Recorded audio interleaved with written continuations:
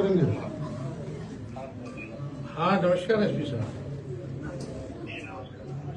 तो हम आए, कल जो हत्या हुई है जनप्रतिनिधि जो थे यहाँ, तो यहाँ तो आप जो हाउस गार्ड इन लोगों को 5 मिला हुआ है, लेकिन अभी 3 ही लोग का अरेस्टिंग हुआ, बाकी और सबको उनके बेटे लोग जो है पहचान ले रहे हैं।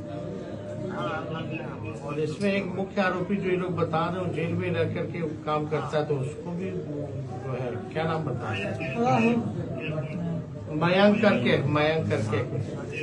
और यहाँ नहीं, एक बार मिल लीजिए, जो है जस्टिस लोगों के साथ कीजिए, न्याय इंसाफ दिलवाइए। और दूसरा, यहाँ थाना प्रभारी का बहुत शिकायत है। तो अब मान लीजिए इतना बड़ा घटना अगर जनप्रतिनिधि का हो तो कोई कार्रवाई तो होनी चाहिए।